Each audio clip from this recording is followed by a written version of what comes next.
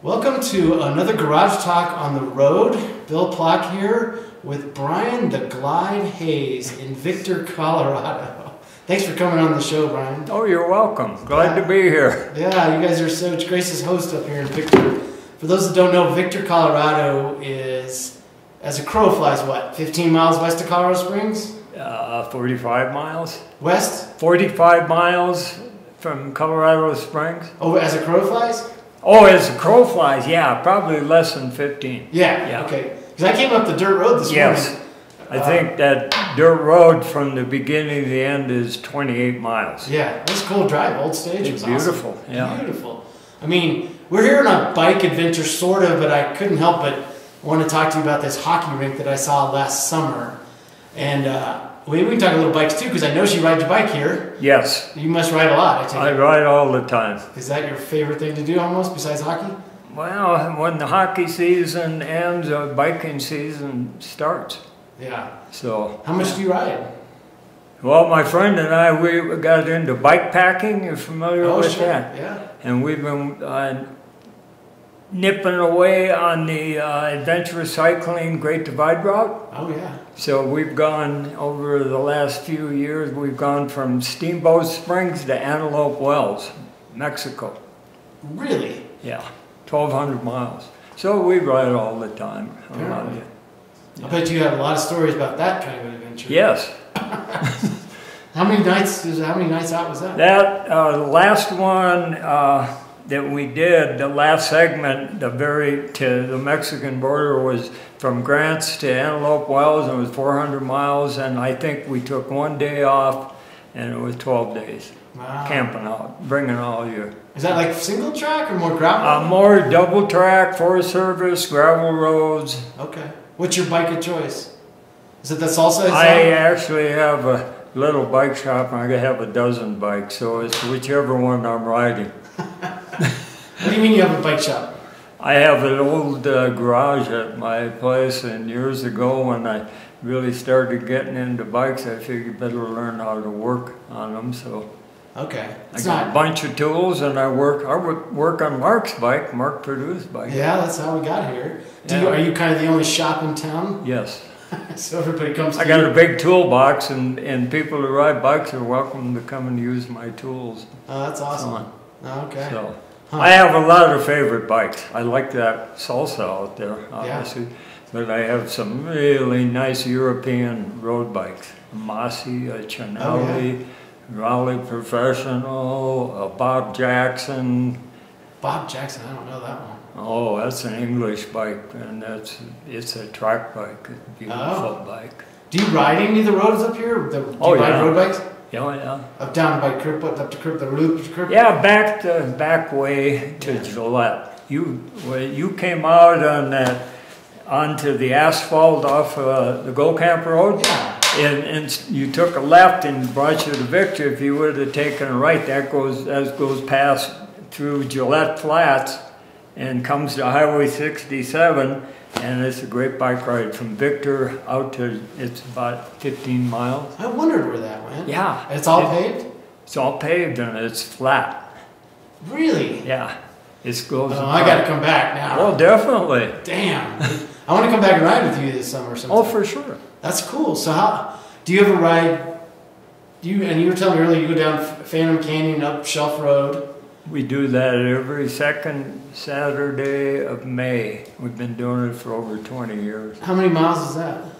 It's a metric century. It is, okay. Yeah, what, about 4,000 or 5,000 feet of climbing? Yes. Yeah. At least it's a pretty good grade though, right? Until you get on the Shelf Road, the last 8 miles on the Shelf Road, that was not a railroad. Oh, right. Phantom Canyon was a railroad bed. This was a wagon thing, and the last 8 miles are brutal. Are they? I mean, yeah. What do you think about going down that road?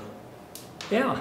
They have a race out of Canyon City that actually starts in Canyon City, comes up the Phantom, over to the Shelf, and then down the Shelf back to that. And, it's got a lot of washboard. I got to be careful. Yeah. I don't want to lose that front end. But most of the people that do that race now, they're on cyclocross bike. Right. Gravel bike. Yep. And So did you grow up biking? Pardon me? Did you grow up biking? Were you a bike racer or anything No. like that? No. No. No. But I did end up racing in the senior, because what the heck, might as well get in. Right? So I was in about 75 races.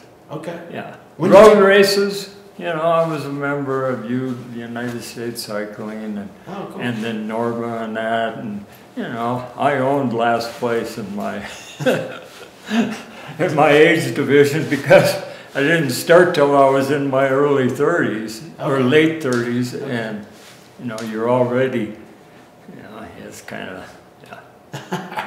There So wasn't a lot of bike racing up in the upper Midwest. Because that's in Minneapolis? Yeah. Okay. At the time I was a kid, so we just rode clunkers like a lot. Yeah. Yeah. When did you come out here? 1973. Did you come straight to Victor? Yes. How did you make that big change? Yeah, I wanted a big change. I had a couple of kids, Okay. and we just wanted. I knew some people, not here, but close to here. And, Huh. And you've been here ever since? yep. Wow. So talk about, before we get into this ice rink, but I've been really fascinated by small towns. I really fell in love with Lake City, West Cliff, Creed. Yeah. They're all really cool little Yeah. towns. I feel like I can't figure out where Victor is in its cycle of, is it going to come back a little bit? Is it just in its own split? How would you describe Victor now to when you first got here? There's not as much here. There's as not as there much. was. Okay. When we came here in 1973, the last dying days of underground mining. So there were hardware store, and there was a grocery store, a couple saloons, which that's all that survived it are the saloons, Of and course. different kinds, 2 gas stations, you know. So it had all that, but you know, Huh. yeah, they're gone. I don't know. I think part of the answer is right out here, the hockey rink. Right? It brings a lot of people. The recreation thing, biking. Are people moving into town? Yes. Is some of that, do you think, COVID related to? No. No. It's just people are fleeing the city in droves. Yeah. I don't know if it's COVID. COVID, that was the last, you know, but people from California's on fire. Right. And it's too hot in Texas. In the summertime, you know, a lot of Texans, a lot of Californians, and a lot of people buy it for summer homes. Is there still some deals up here, or is it starting to get expensive? Yeah, 10 years ago, yes. Now you'd have to be lucky Okay. to find it. I mean, Huh. my wife and I paid $6,000 for an 1893 log cabin on 2 mining claims. Yeah, so they were giving it away then. Yeah. It'll be interesting to see when the infrastructure catches up with that, right? If a bigger store comes in, or something to keep it a little more together all year round, right? Yeah, it won't happen. You don't think so? No, I don't, you know. Maybe I'm not being negative, I'm being realistic. Sure. Yeah. Because there's some really good bones here. Like, some of the buildings are really cool. And, Oh, they're awesome. yeah. Most of them are empty. Yeah, that's true. Well, so you grew up in Minneapolis. I assume you must have played hockey like a lot of people. My mother was a Canadian from Manitoba, grew up in a little hockey farm forest community, and they had a little town rink. And when I have 3 brothers, we're all close in age, and we had an extra lot next to our house. She took the garden hose and made an ice rink and told us to get out there and start skating. And all the other kids in the neighborhood did. My dad built a couple benches and we played hockey. And then nearby, they built a big park and they built a real nice skating rink, hockey rink there. So she quit doing that because we only had a block to walk to get to this really nice ice rink. Did you aspire to play hockey as a high level? No, aspired to play. Yeah. Just have fun. Did you? My brother, he was a good athlete, and he kind of moved on. He played college hockey, and he was, but I was more of a pond hockey player. Yeah. My buddies and I go play. Probably hours and hours. Right? Hours and all day. Yeah. Yeah. And played on a couple park and rec, Yeah. kind of recreational hockey, kids hockey. It was fun. I'll bet. So then, fast forward in the 70s, you're here in Victor. What was your profession? I ended up being a miner. Oh, really? Worked in the underground mines for many years. Oh, so there's not many of you probably living here. What's that like to work in an underground mine? It's dark. Cold? No, it's either real cold or real hot. Yeah. Depending on what kind of air is moving through there. Worked in Ajax, which is above town here. Okay.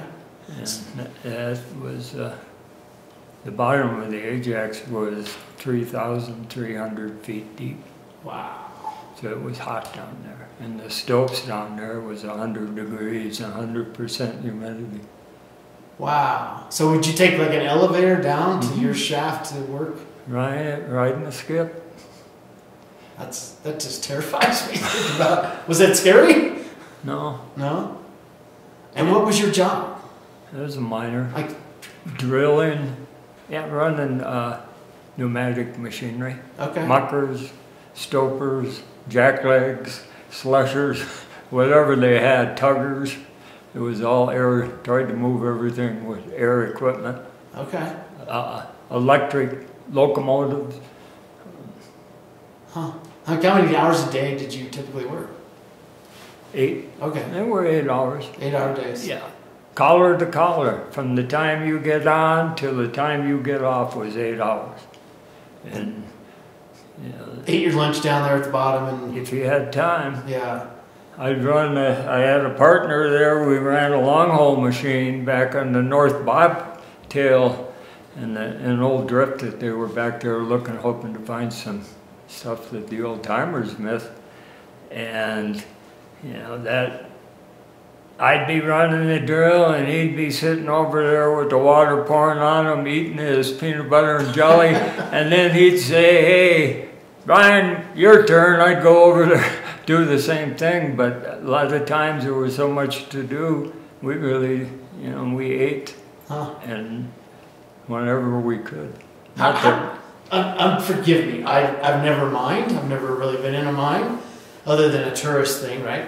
So you're at the bottom and you're drilling, you're hacking away. Are you just making rubble that gets shipped out so they can find the gold? Well, on the 3350, you come down, get off the skip, and you got what's called the station. It's about this big, all cut out of rock, and then railroad tracks take off that way. And so we drove a crosscut back on hoping to intersect what was called the bobtail vein. They had mined the bobtail productively and pretty lucratively for at least 500 feet above us. Okay. So they're thinking we're going to find some nice stuff down there. So we drove off of the station, that crosscut the bobtail vein, turned and drove on the bobtail vein a couple hundred feet, found some really good ore. Then we raised up on it, dropping it all down through a series of chutes down to the railroad system that took it, Wow. Pretty basic.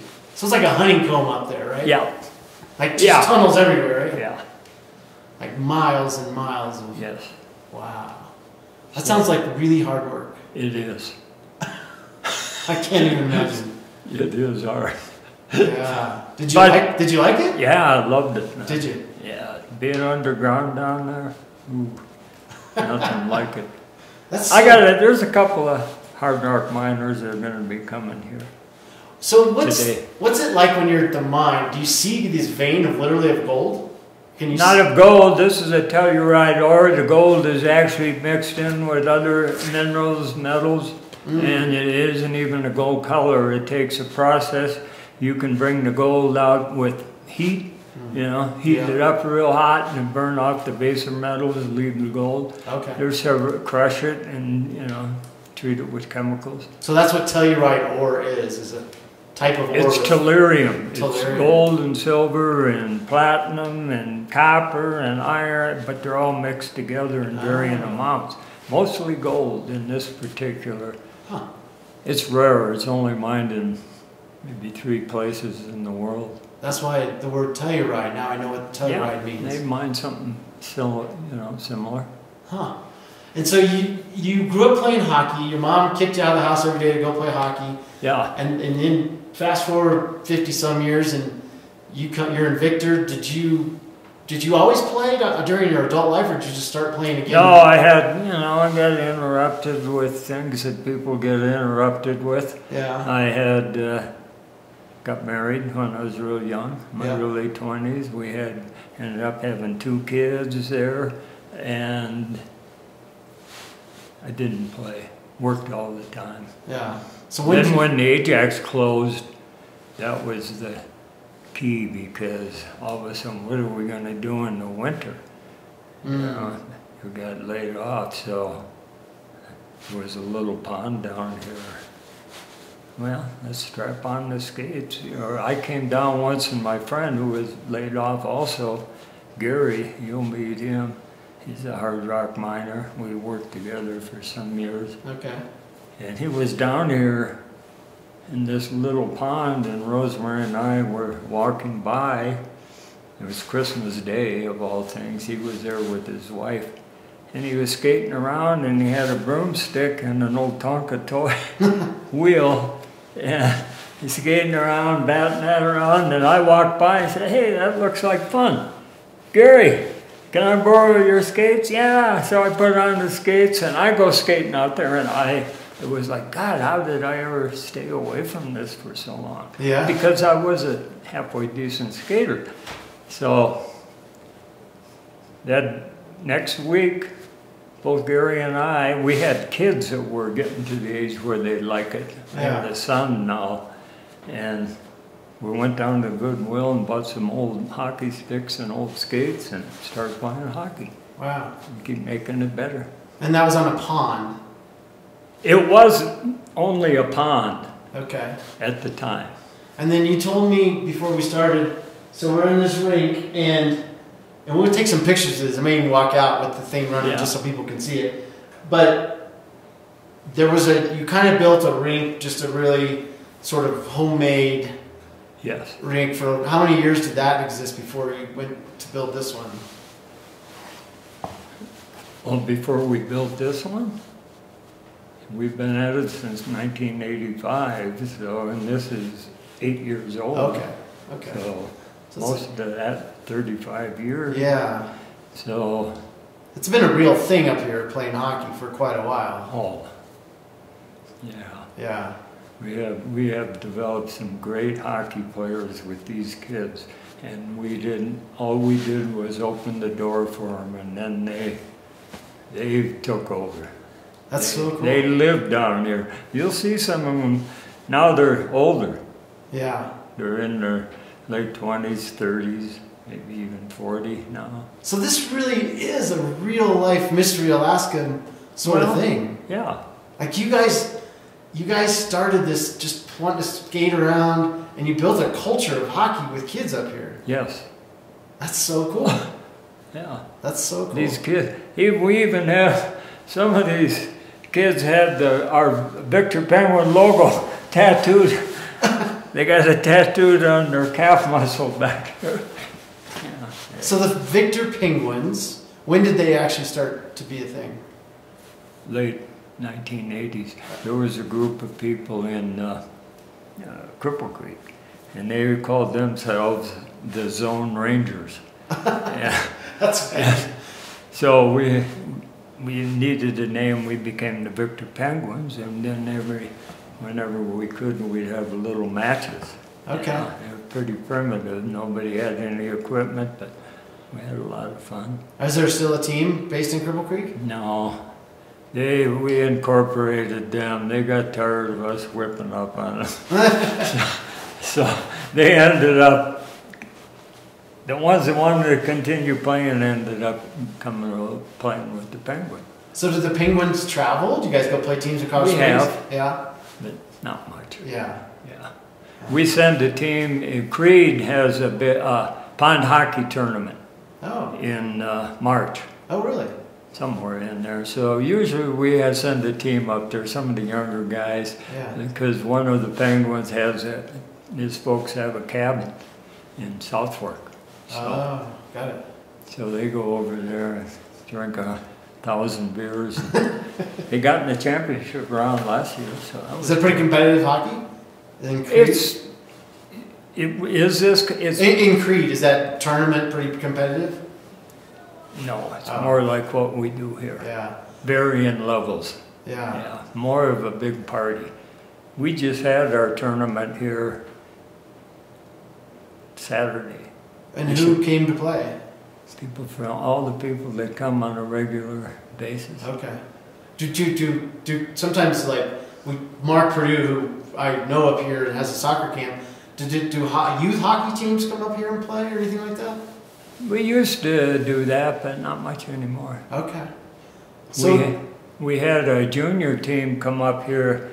They were associated with USA Hockey out of Pueblo. The Pueblo Bulls, I think is the name of them. They're what they call the USA Prospect. All these kids that are hoping to get the call from me. They were really good. And they didn't have a rink. The rinks were all closed. They found out about this, and I told them, yeah, come up. Okay.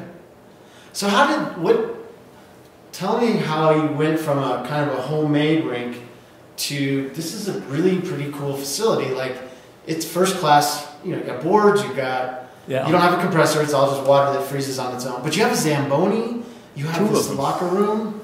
How did that happen? Well, we got that grant.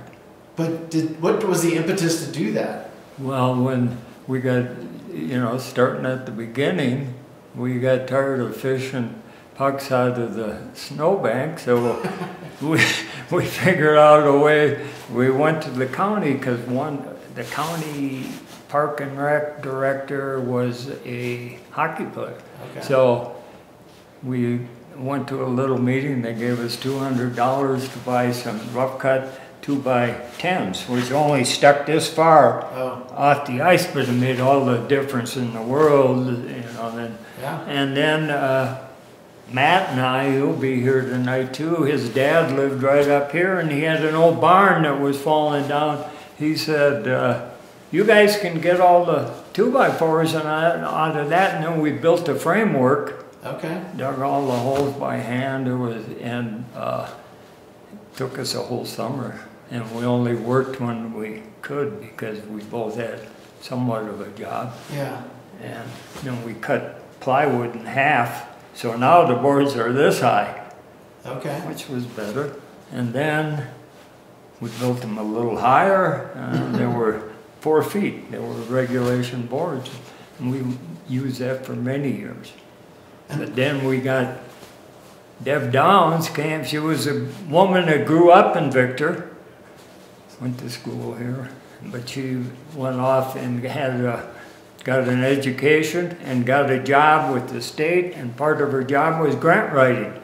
And when she retired from that, she got a job with the city as an administrator, and they put a poll out for the citizens, what park should we fix up first, and it was almost unanimous.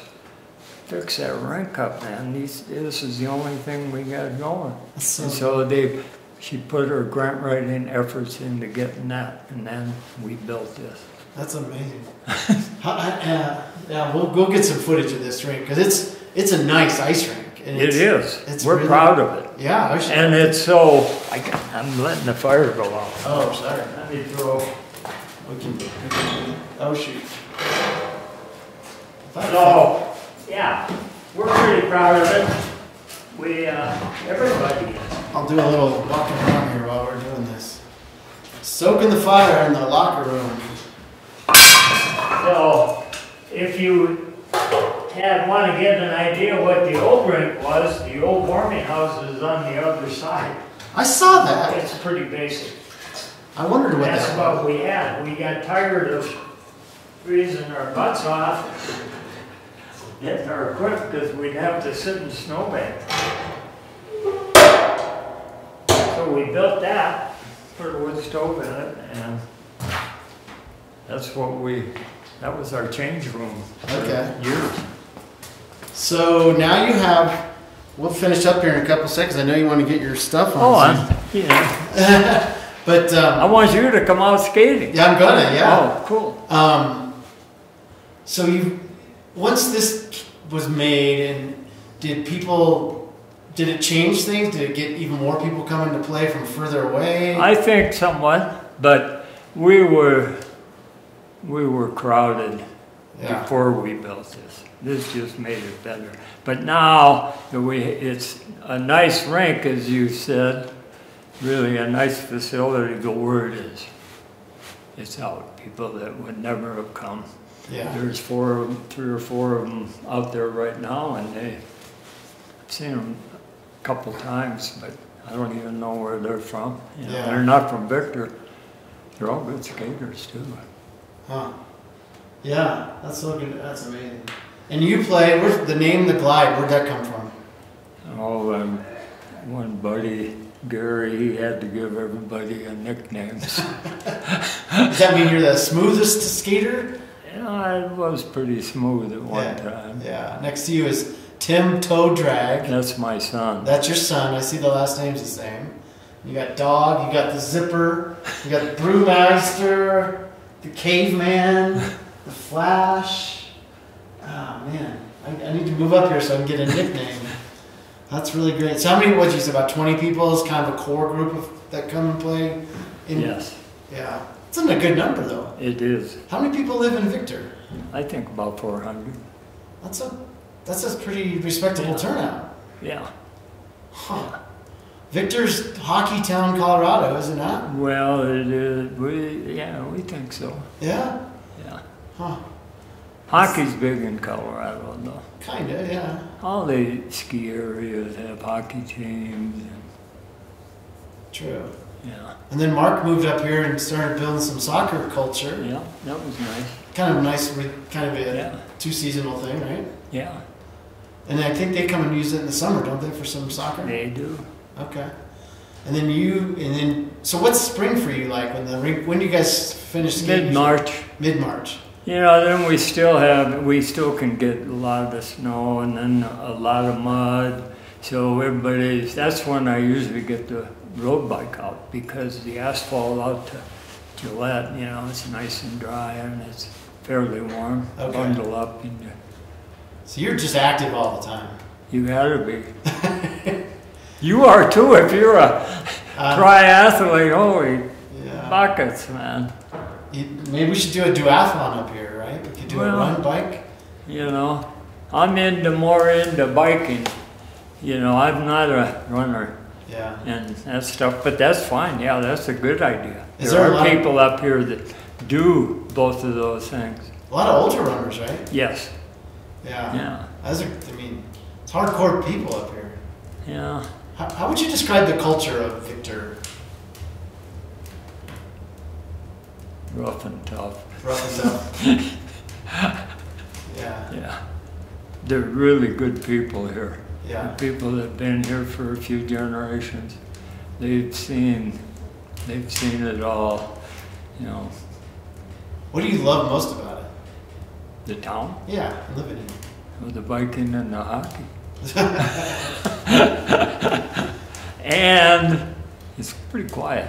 We live right outside the town on a couple of mining claims, and there's nobody. If you drive into my house, you know, our drive, there's no streets. Yeah, you drive on a long driveway to get to it. So if somebody's driving on that, they're more than likely either made a mistake or you're coming to see us.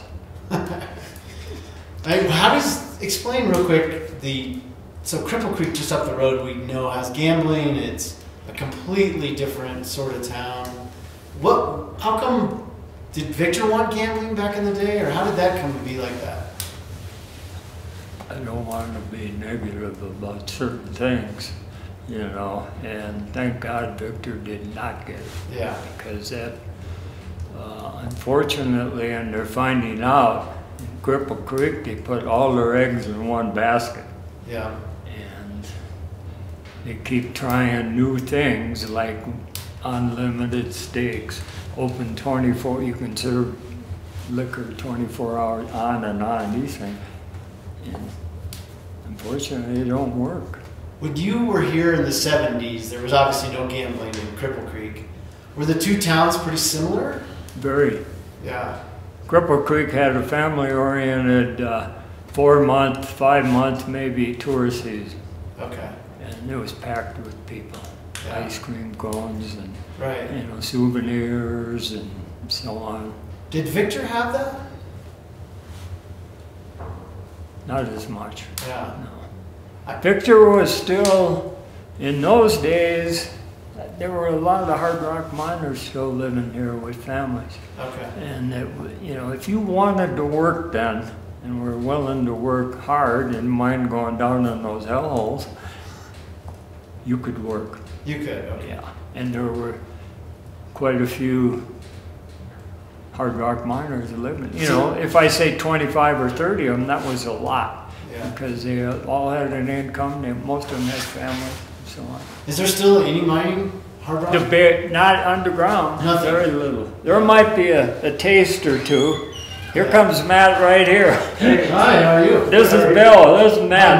Matt. Matt helped with the original Sit next to him. board. Okay. We're just chatting. I was just telling the story about your dad's The shed. the shed burned that down we the shed. took apart. It was the greatest thing, huh? One giant step for mankind. You got a Panther jersey? Yeah, Panthers. I went and saw him, see my brother in Florida. I went to the game, so I got a Oh, jersey. okay. And we were just talking about the amazing hockey culture of Victor, Colorado, of all things, right? Go figure, huh? I know. It's great. I know. Do you play? Is it 2 days a week? You guys have an organized game? We three like days. to play 3. Yeah, Friday at lunchtime too. We have Oh. lunch bucket hockey on Fridays. Yeah. Okay, that's great. Yep. What does that mean? Just. If these guys can get away from work, we usually you just I don't know. I don't know if you're 2 hours in.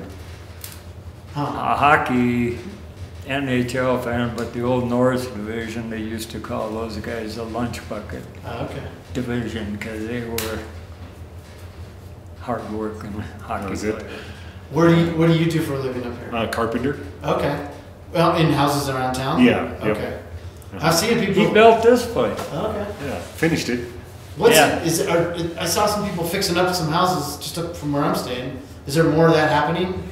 There's always a call for fixing up old houses. They're usually half wrecked. Yeah. Uh-huh. Oh, that's so cool. Uh-huh. Huh. How long have you lived up here?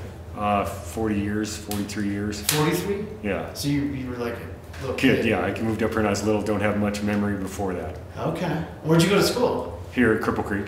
In Cripple Creek. That's what school is in Cripple Creek? Yes. And is that the high school is too? Yes. Okay. What's the name of it? Is it Cripple Creek High School? Cripple Creek Victor High School. Oh, okay. All right. Uh-huh. Got it. And then and did you go away for college or anything? No, I Just- went. You just came back and thought it was the worst place ever, and I moved and found far worse, so I moved back. What do you love most about Victor? This rink. This ring. This rink, the outdoors, riding bikes, and all the Yeah. fun stuff that goes with it.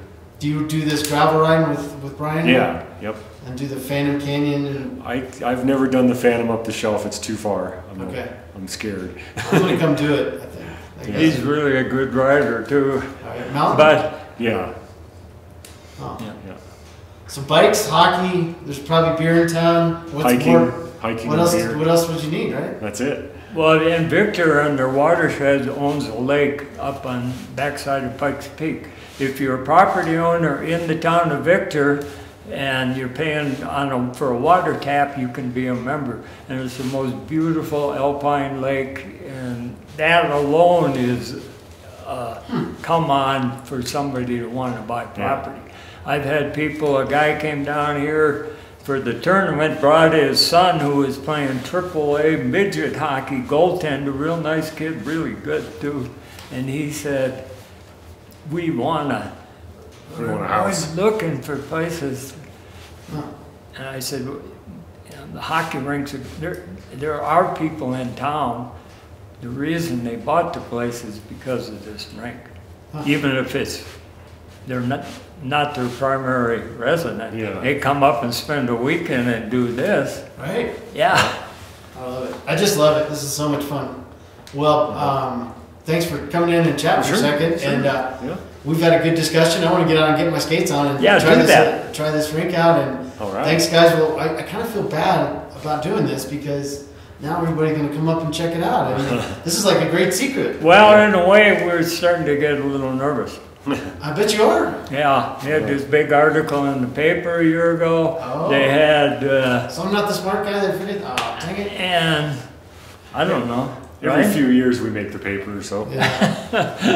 Well, now you told them about the lake, you're going to have all kinds of problems. I'm just kidding. Well, thanks so much for your time. Well, thank you, Bill. Yeah. Nice meeting you. Yeah. Enjoy. Get your skates on, grab one of those sticks, and have at it.